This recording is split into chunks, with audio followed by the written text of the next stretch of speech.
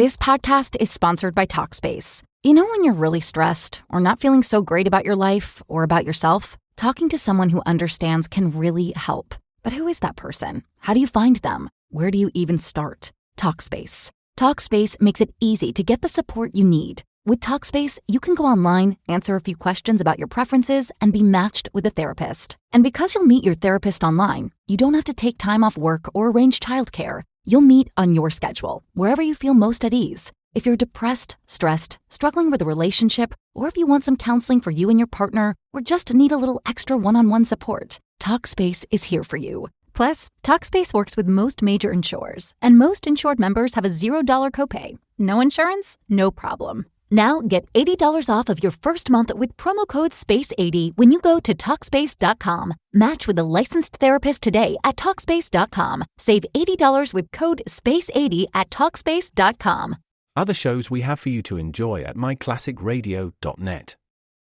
The Avengers was most certainly not a household name in South Africa prior to the radio series. With no national television service until 1976, the mechanism simply was not present in the country to show television programs to mass audiences.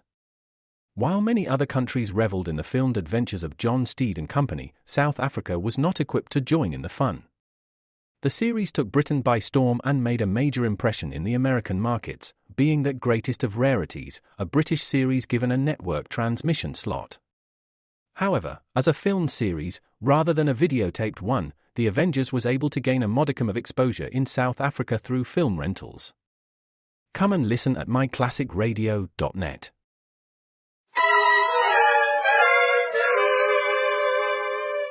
Arch Obolers plays.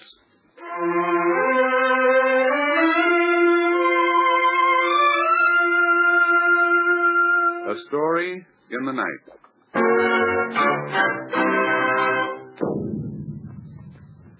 Tonight, James Cagney in Arch Oboler's dramatization of the most talked-of book of the year, Johnny Got His Gun, by Dalton Trumbull.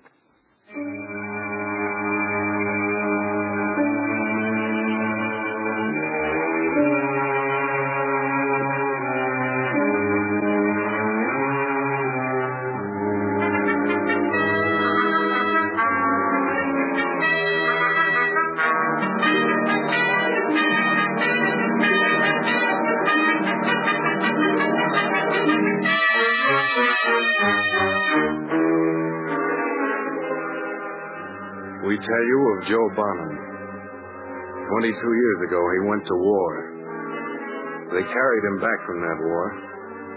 They carried him back because he had no arms, no legs, no ears with which to hear, no eyes with which to see, no mouth with which to speak. Today, he lies alone in a room in a hospital close to your city. He's a living flesh, and he waits. Your world is shut off from Joe Bonham. He has only the world within his own mind. We tell you of Joe Bonham. These are the thoughts of a boy who 22 years ago went to war. Somebody listen to me. I'm talking to you. Somebody listen to me. Gotta talk to somebody. It's dark and lonely. Somebody... No. Going out of my head again.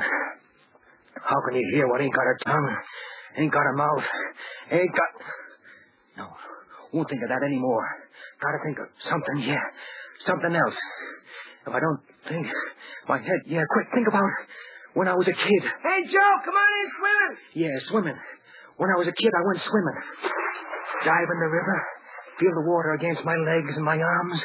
Now I haven't got any No, won't think of that. Think about my town. It's the nicest little old place on earth, Scale City. I gotta remember. Hamburger, get your heart, hamburger, get your heart, hamburger. Yeah, best hamburgers in the world. All right, boy, here's 30 cents. Go down and get 3 hamburgers. Pa. Oh, they're delicious. If I could only cook like this. Ma, No, don't think of her. Think about... County Fair. See the lady cut in half the fourth part of $1. Motorcycle rider, defying death inside a straight up and down circular wall. I can't remember anymore. I gotta remember. If I don't remember things, I'll think, and if I think... No. I gotta remember something. Something. Girls. Think about girls. Quick, think about girls. Joe. Karine? Joe, I'm scared. I'm so scared. No. Kiss me. Hold me. We shouldn't have turned the lights out. Your old man will be sore. He understands. Your lips. Don't go. They'll kill you. I gotta go. When you're drafted, you gotta. Oh, Joe. Joe, I don't want you to go. Hold me. Tight. Maybe we'll never get another chance. Now, Joe. In your arms, Joe. In your arms. In your arms. My arms. My arms. What? Joe, hold me. Don't go, Joe. Get you can. Joe, I'm proud of you now. Don't go, Joe.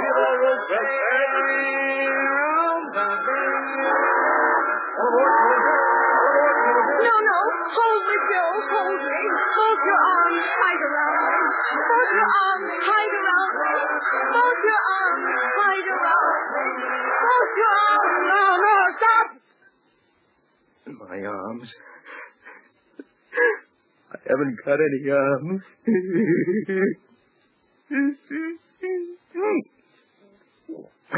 You hear me, Karine? I haven't got any arms. I haven't got any arms.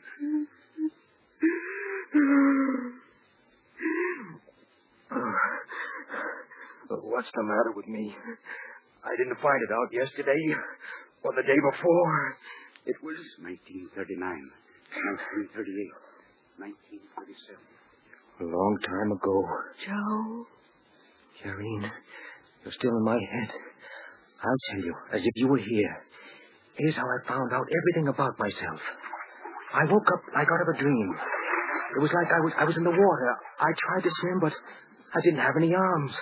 I started to kick my legs to float up in the air out of the bed, but I couldn't kick. I didn't have any legs.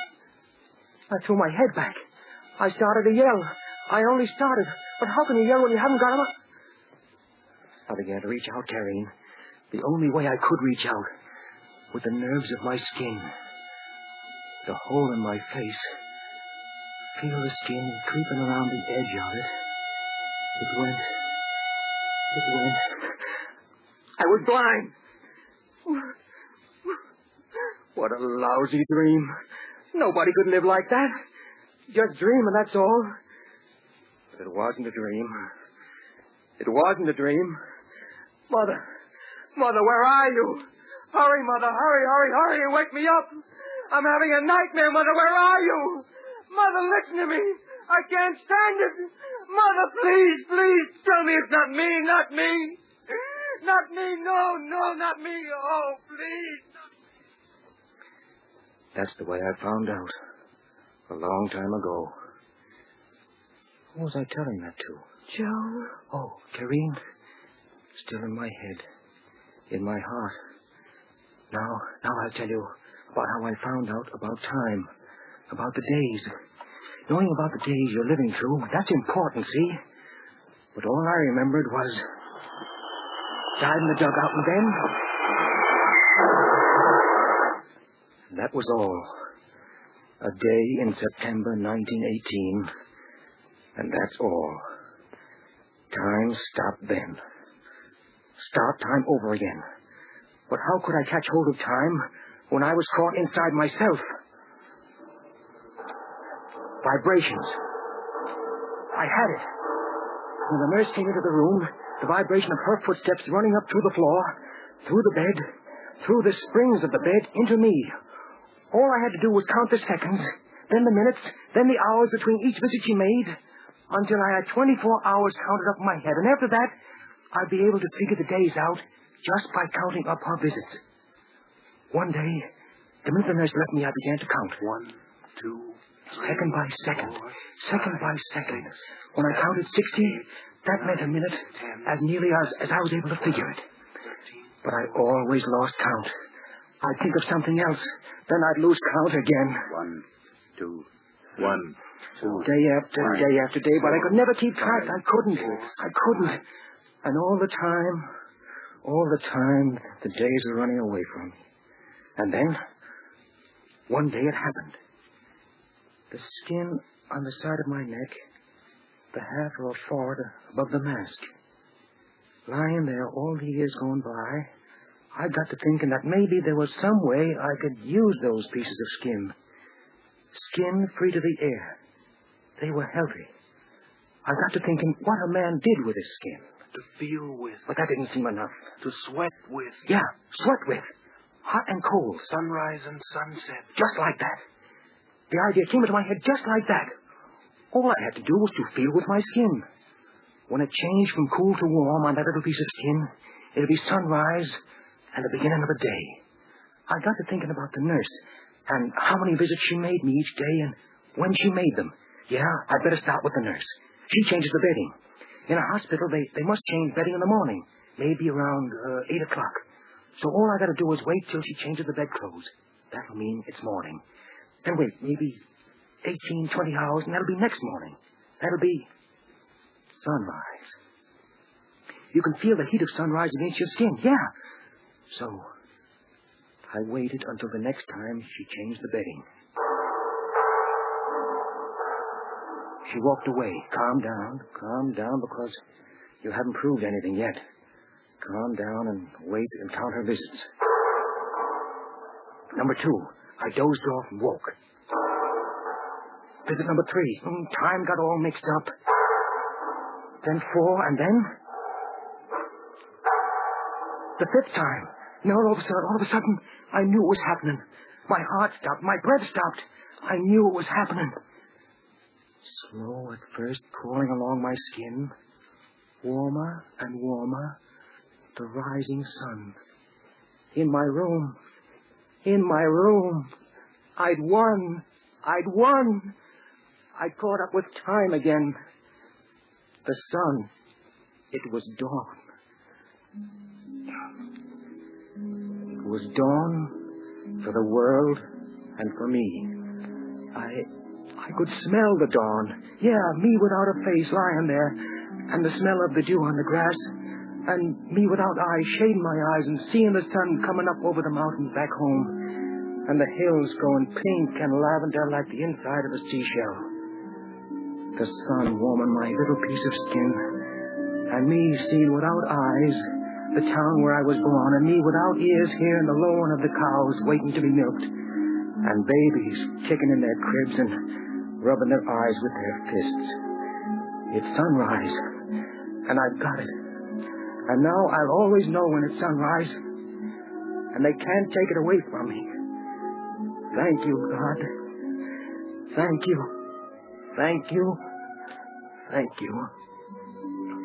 I may never have anything else, but I'll always have dawn and the morning sunlight.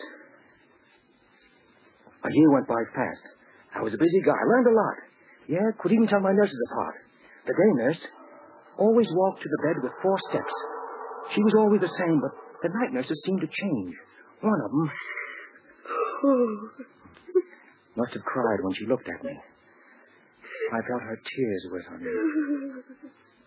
I like to think she was young and beautiful.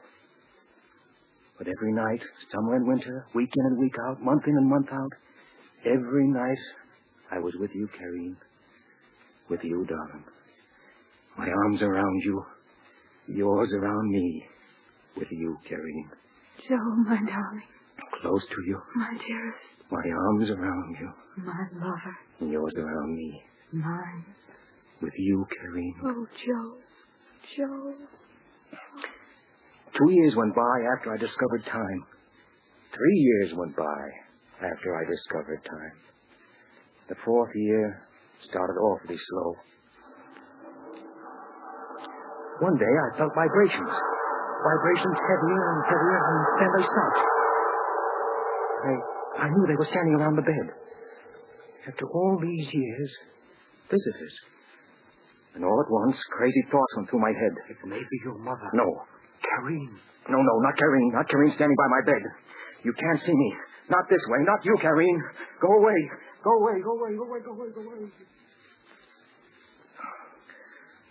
Then a hand came to rest on my forehead. A man's hand. Doctors. Yes. Maybe doctors come to examine me. Oh. Somebody was touching at my nightshirt over my left breast. The cloth fell back against my chest again. It was heavy now, weighed down by something. Medal. They given me a medal. Me, a medal. Me, a medal. Me. The generals were here, around my bed. The generals. The big guys, the famous guys who still had arms and legs and could still see and talk and smell and taste. In my throat, I felt a tearing of something that used to be a voice. I was talking to them, and they couldn't hear me. I was saying, listen, big guys, I'm lying here like a side of beef, and for what? War. We're going to war. Yeah, someone said that, so I went. But why? Why? Somebody just said, Let's go out and fight for liberty. liberty? What kind of liberty? How much liberty and whose idea of liberty? A guy says, come on, let's fight for liberty. And he can't show you liberty. If you're going to die for liberty, you've got to know in advance what liberty is and whose idea of liberty they're talking about and just how much of that liberty we're going to have. Maybe that's a bad way to think. The big guys say it's bad, but I heard them. In the schools and the newspapers and the legislature and the congresses, that's their business. They sound wonderful. This ground is sanctified by blood. They shall not have died in vain. Our noble dead. But I'm asking you, big guys, what do the dead say? Did any one of them ever come back and say... I'm glad I'm dead, because death is always better than dishonor. Did they say... I'm glad I died to make the world safe for democracy. Nobody but the dead know whether all these things people talk about are worth dying for or not. And the dead can't talk. So the words about noble death and sacred blood and honor and such are all put into dead lips by those that got no right to speak for the dead. I'm asking you, big guys, how did they feel about it just before they died? Did all those guys die thinking of democracy and freedom and liberty and honor? You know they didn't. They died crying in their minds like little kids. They died crying for the face of a friend. They died crying for the voice of a mother or father or wife or baby. They died moaning and crying for life. I know. I'm the nearest thing to a dead man on earth. There's nothing bigger than life. What's noble about having your legs and arms blown off? What's noble about being blind and deaf and dumb? I'm dead, big guys, and I died for nothing. You hear me? Nothing. You hear me, big guys? But they didn't hear me. Just as you couldn't hear me, Carrion, if you were standing next to me. All the generals heard was the blowing of the air and the tube in my throat. When I heard the vibrations of the footsteps that said they were going, I began to think. The vibrations. Up to now, I thought only of the vibrations coming to me. How about making my vibrations go to them? Yes, vibrations to them. A footstep on the floor is a kind of vibration. The tap of a telegraph key is another kind. I had it. When I was a kid, Bill Harper and me, we had a telegraph set. Used to telegraph to each other. Dot dash, dot dash, dot dash, dot. I remember the code, the Morse code. All I had to do to break through to the people outside was to lie in bed and dot dash to the nurse. I could give messages and receive messages. I raised my head from my pillow. I dropped it. Then I did it twice quickly. That was it. With my head, raised my head, let it fall on the pillow. The Morse code. SOS, help. I tapped it out of my pillow with my head. SOS. All over the world, that meant help. SOS. Help. Then the door of the room jarred open, and the nurse's footsteps came up to the bed. SOS. SOS. Over and over again. She was looking at me. I knew it. SOS. help me. SOS, help me. SOS, oh, why can't you understand? SOS, help me. SOS, help me. SOS, SOS. Help me, SOS, help me. My head's full of it. Tapping it out with my head over and over and over. Couldn't stop. Why won't they hear me? Why won't they understand? Why won't they hear me? Karine, why? No. There isn't any Karine. There isn't nothing. I've been talking in my head. There's nothing for me. Nothing. SOS. I don't know what day it is. SOS. I don't know what month it is. I don't know what year it is. I've been tapping for years and years and nobody hears me. Nobody. Someone's come into the room. Footsteps, right? My regular day nurse. Hers are heavy. Who is this one? Start tapping now. What? What is this one doing? Opening the nightshirt. She's moving the tip of her finger against my skin. Huh? Drawing something. I know. The letter M. I know. Shake my head. Yes, I know. I understand. It's M. Wonderful M. Writing something else on my skin. E. Yes, I got that.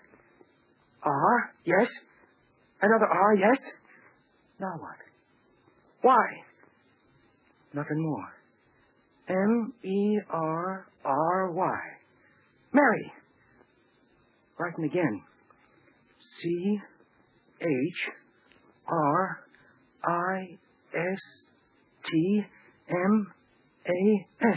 Merry Christmas.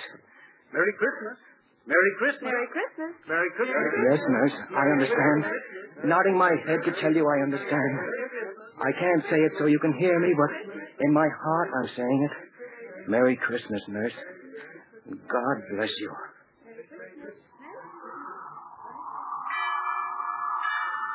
Bells in my town. I'm hearing them in my head, nurse.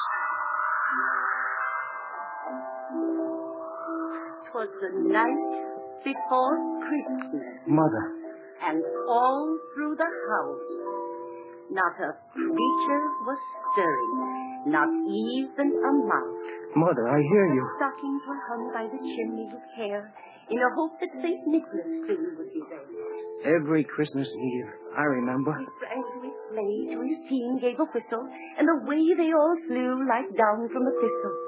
But I heard him exclaim ere he drove out of sight, Merry Christmas to all, and to all a good night. Merry Christmas, Mother. Merry Christmas, Mother. Nurse. New nurse. Smart nurse. She'll pay attention to me. Old nurse didn't understand. New nurse, you've got to understand. Tavern, I'll start.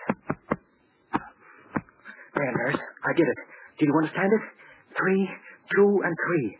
SOS. Did you understand it? I'll do it again. Morse code. You understand? Morse code. Watch, nurse, watch. If I had a tongue, if I had a mouth, I'd yell it at you. I'd scream it at you. But I have nothing but the tapping of my head, so watch, nurse, watch. If you turn and walk out of the room and never come back, you will be carrying my life with you. You're life and death to me, nurse. Look, I'll tap it again. See? SOS. Help me. SOS. Oh, I'll do it again. I'm praying now, nurse. Me, just an ordinary guy, I'm praying. Oh, please, God, make her understand what I'm trying to tell her. Please, God, make her understand. I know you're a busy guy. I know there are millions of people praying to you every minute. I know all these things, God, and I don't blame you for getting behind in your orders. Nobody's perfect, but what I want is such a little thing. All I want you to do is to take a tiny little idea that's in my mind and put it in her mind 2, maybe 3 feet away. That's all I want, God. Just a little idea that's in my mind and put it in her mind. It's such a little thing, God. Such a little thing. She's going away. She's gone out of the room.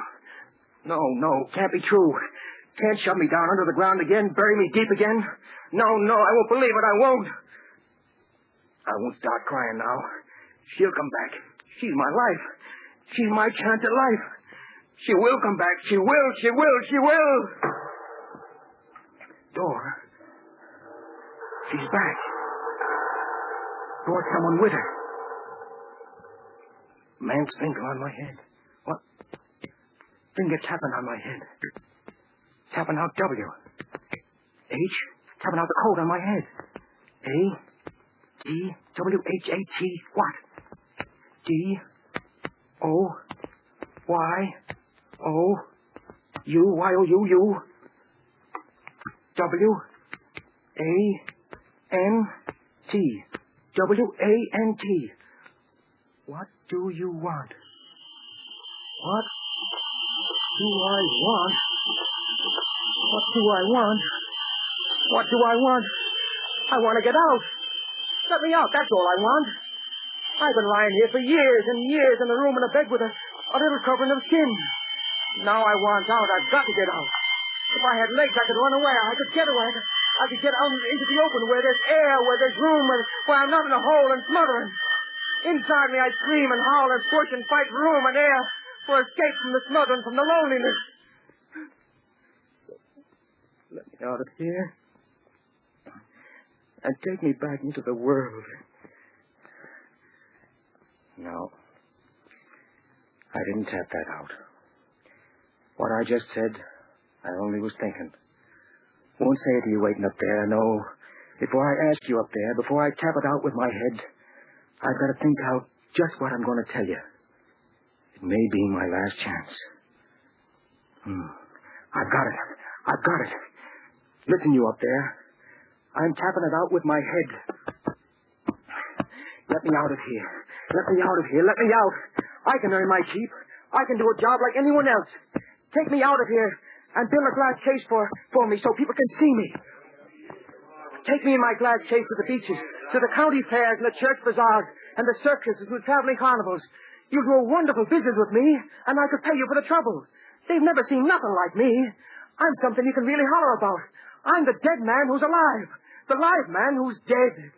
I'm the man who made the world safe for democracy. Take me into the places where men work and make things. Take me there and say, boys, here's a cheap way to get by. Maybe times are bad and your salaries are low. Don't worry, boys, because you'll have your chance. There'll be another war along pretty soon, and then maybe you'll be lucky like me. Take me into the schoolhouses, all the schoolhouses in the world. They'll scream at first and have nightmares at night, but they'll get used to it because they've got to get used to it. And it's best to start them young. Take me into the colleges and universities and academies and convents. Call the girls together, all the healthy, beautiful young girls. Point to me and say, girls, here is your father. Look, girls, here is your lover. Call all the young men together and say, here is your brother, here is your best friend, and here are you, young men. Take me wherever there are parliaments and diots and congresses and chambers of statesmen. I want to be there when they talk about honor and justice and making the world safe. Put my glass case upon the speaker's desk, and every time the gavel drops, let me feel its vibration through my little glass case. Then let them draft notes and ultimatums and protests and accusations. But before they vote on them, before they give the order for all the little guys to start killing each other, let the main guy rap his gavel on my case and point down at me and say, gentlemen, here is the only issue before this House, and that is, are you for this thing here, or are you against it? And if they are against it, then let them stand up like men and vote. And if they are for it, let them be hanged and drawn and quartered and paraded through the streets and thrown out into the fields where no clean animal will touch them, and may no green thing ever grow where they rot. Take me into your churches, your great towering cathedrals, which have to be rebuilt every 50 years because they are destroyed by war. Carry me in my glass box down the aisles where kings and priests and brides and children at their confirmations have gone so many times before to kiss a splinter of wood from a true cross on which was nailed the body of a man who was lucky enough to die. Set me high on your altars and call on God to look down upon his murderous little children, his dearly beloved little children. Then bring in the fierce ones, the spawners of hate, the inventors of slogans. Bring them in and make them look at me. And then dare them to break the peace.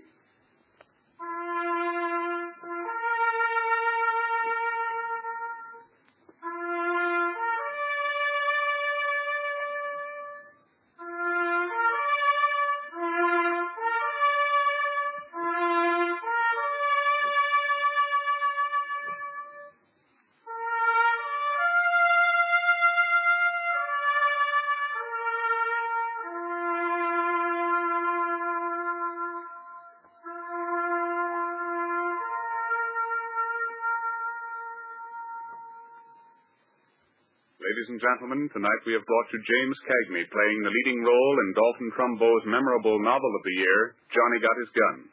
The book was dramatized for radio by Arch Oboler. The musical score was written, conducted by Gordon Jenkins.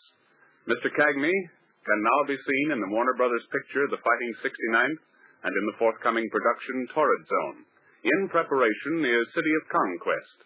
The book Johnny Got His Gun is the prize-winning novel by Dalton Trumbo.